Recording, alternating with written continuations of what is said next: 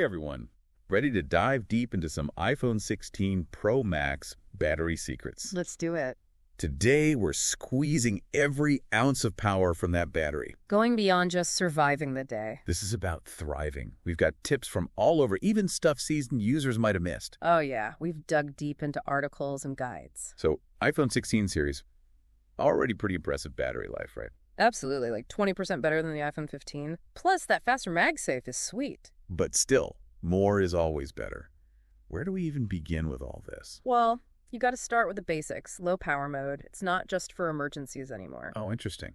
Kind of like a phone diet. Exactly. It dims the screen a bit, drops the refresh rate to 60 Hz, gives the CPU and GPU a break. Makes sense. Does that really make a big difference, though? Oh yeah, huge. Depending on what you're doing, could be 20, even up to 50% longer battery life. 50. All right, sold.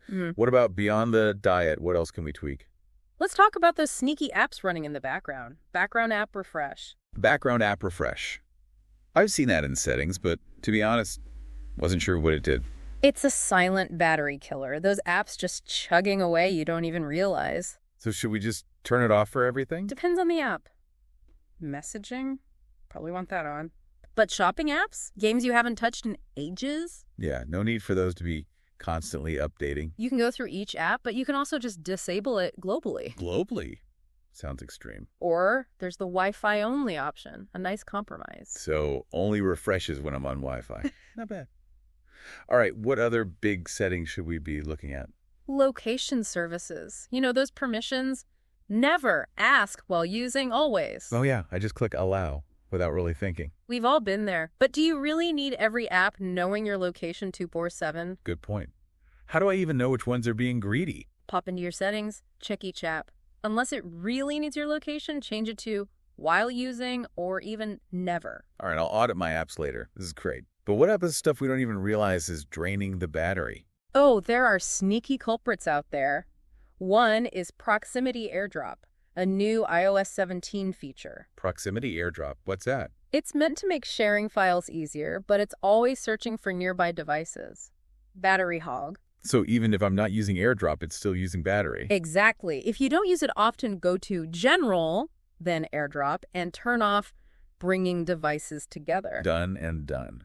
What other hidden drainers should we be on the lookout for? Let's talk iPhone mirroring. Isn't that just for when you're, well, mirroring to a Mac? You'd think so, but the connection can stay active in the background even if you're not mirroring. So just having it enabled drains battery.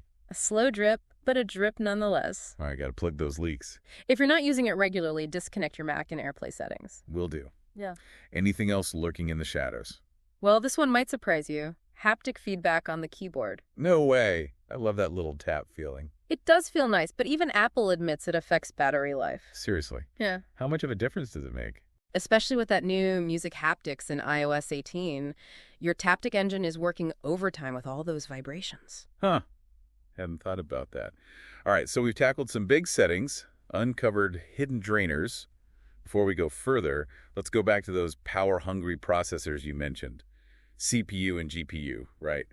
What exactly are those? Think of the CPU as your phone's brain, and the GPU as the graphics department. The CPU handles all the general stuff. The GPU makes things look pretty on your screen. So like the behind-the-scenes work versus the visual razzle-dazzle. Exactly. And the harder they work, the more battery they gobble up.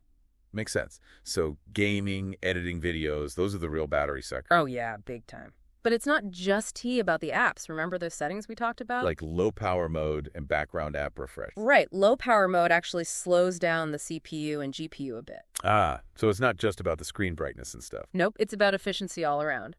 And with background app refresh, you're stopping apps from bugging those processors constantly. It's like everything works together to save battery. Totally. It's a whole ecosystem. You got to optimize the whole thing.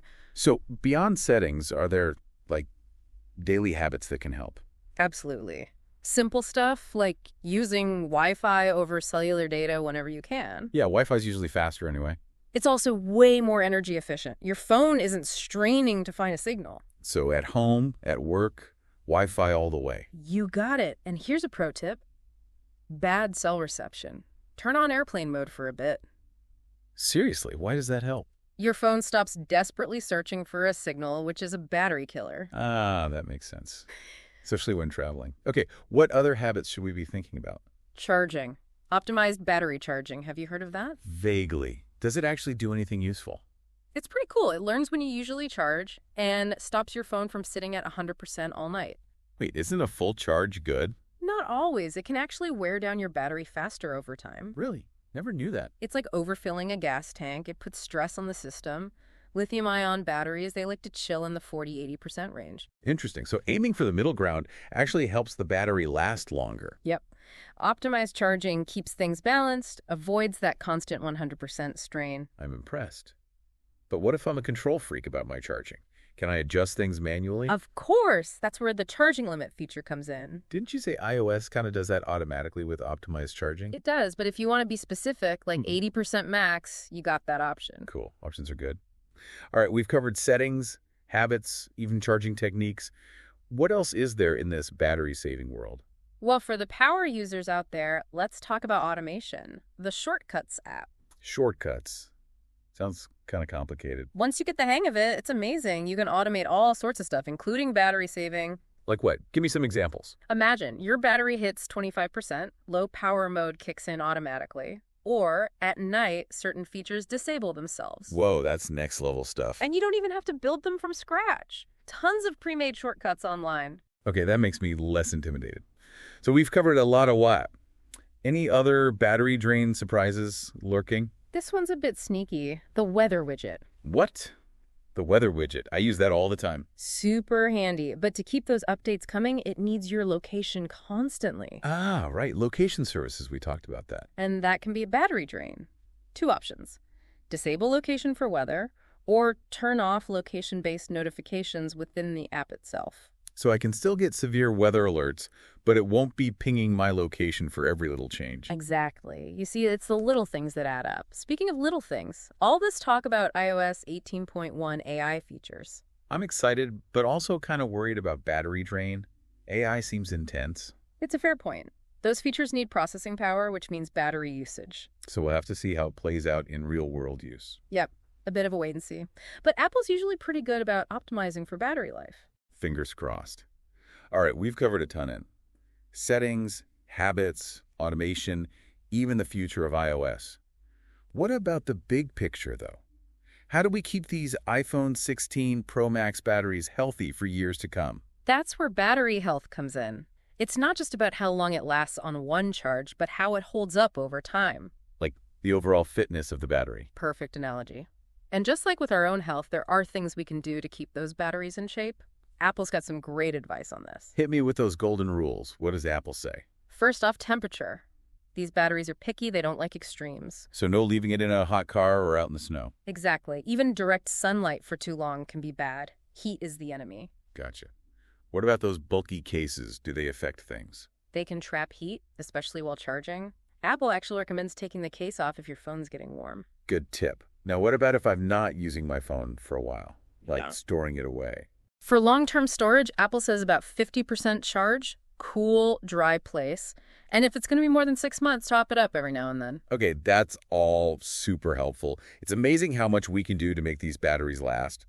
But before we get too excited, let's do a quick recap of all this info. We've covered a lot of Kai. Agreed.